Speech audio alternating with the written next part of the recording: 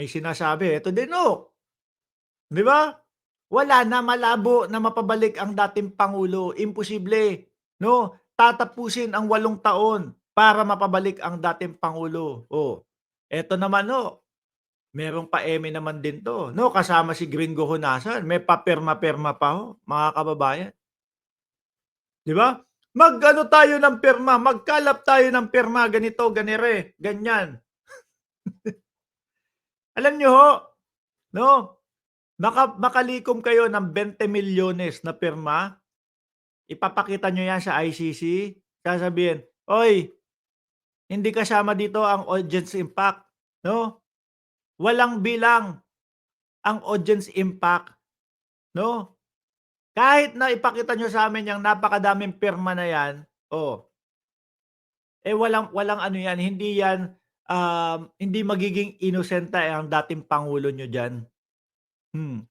Kung meron kayong hinaing, kung meron kayong sinasabi na mali yung pag-aresto sa dating pangulo, pag-usapan niyo diyan sa Pilipinas, 'no? Pag-usapan niyo diyan sa Pilipinas. Ngayon eto, nakikita namin, kasama namin ang dating Pangulong Duterte, nililitis namin, iniimbestigahan namin, tinatanong namin, ibinibigay yung karapatan niya, okey na kami dun. Hmm.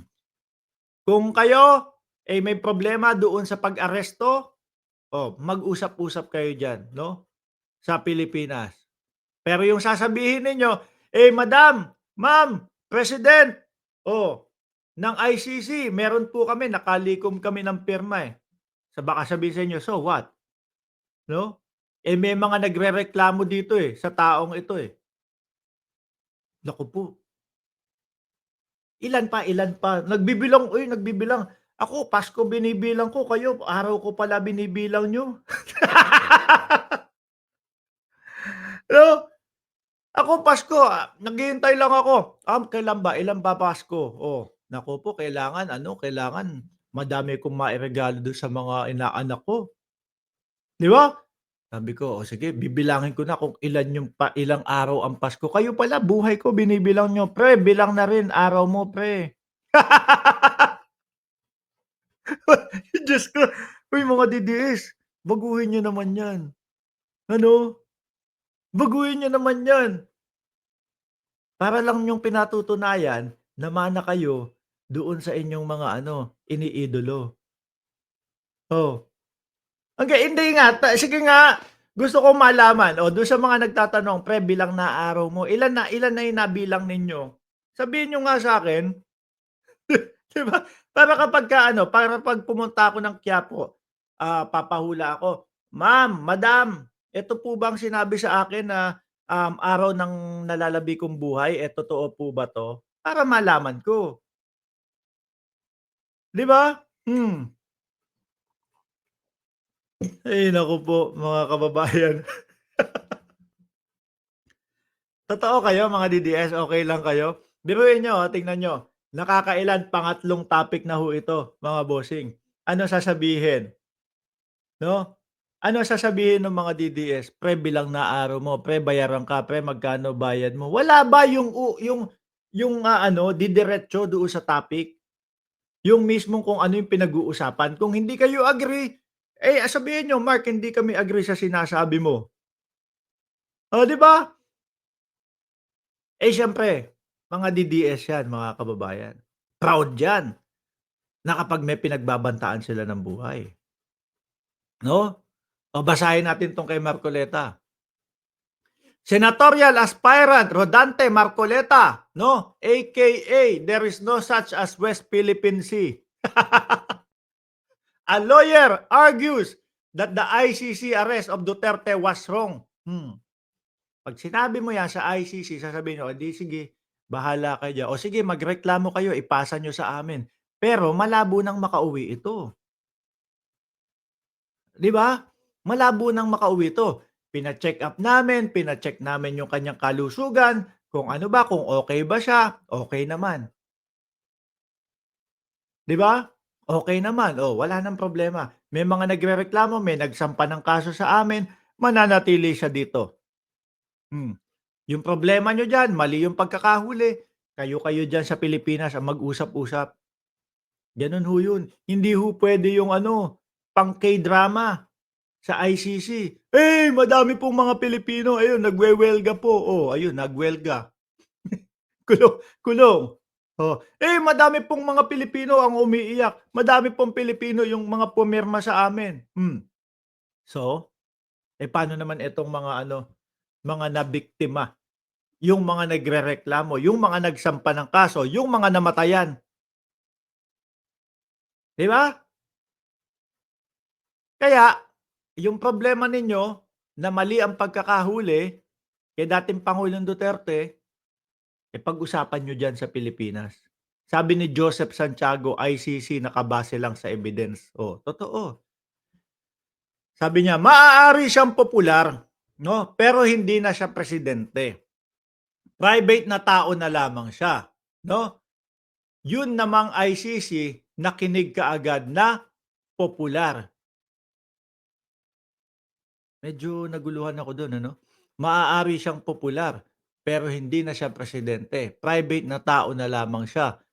Yun namang ICC nakinig kaagad. Lahat po ng nagiging presidente popular. Pati nga yung pinakamahirap na presidente, mga kababayan, sa mundo, kilala, 'no? Kung hindi ako nagkakamali, Espanyol yun, oh. Talagang popular na wala tayong magagawa doon. Yung kondisyon ba na dahil popular siya kailangan siyang arestuhin, ano yun? Yung pagiging popular ba niya ibig sabihin ay he still wield power in this country. Aba, tignan niyo nga yung ginagawa, 'di ba? Kung ano-ano yung ipinagsisisigaw doon sa kalsada, pagpapatanggal ng suporta ng ating mga kasundaluhan et cetera, mga sedition. Hmm. Posibleng wala na siyang kapangyarihan. Pero yung mga galamay niya na nandiyaan sa loob ng, gobyerno, hindi tumitigil, 'di ba? At naunang ireklamo sa ICC, Marcoleta, 'no? Alang-alamang sa ICC nagsampa ng kaso, sa ICC nagreklamo, tapos sa Pilipinas ang litis. Ano ba naman 'yun, 'di ba? Ay naku. Si Marcoleta po, kailangan mag-ingay nito araw-araw. Bakit ho, mga bossing? Sabi ko nga sa inyo, kahit 20 yung mananalo, 12 lang yung puwedeng manalo, 'di ba, sa Kongreso, sa Senado? 12 lang yung puwedeng manalo sa Senado. Si Marcoleta ho, kahit na umabot ng 20 yung pipiliin o yung makukuha sa Senado, hindi pa din ho papasok, mga bossing. Malabo pa din. Isa pa, bayarang vlogger. Ano ba naman 'yan? 'No, pajulit-julit. Tapos na yung pangatlong ano natin, tapos na yung pangatlong topic natin. Ulit-ulit lang yung mga comment niyo, bayarang vlogger, adik ka siguro. Wala man lang kayong maipambato na ide-debunk dun sa mga sinasabi ko, ano ba naman 'yan? 'Di ba hindi kasi baka wala, 'no? Baka walang maipan-debunk. Sabi, "Ang yabang mo." Gano'n talaga 'no, pagka DDS kayo mayayabangan talaga kayo sa amin. Hmm. 'Di ba, sabi ni Dang TV, 72, bayarang vlogger, ano daw, soon ka sa far, far away. Soon, saan, ano 'yan? Dun ka sa far, far away. Bakit ganyan lang ang utak? Ang liit ng utak ng mga DDS.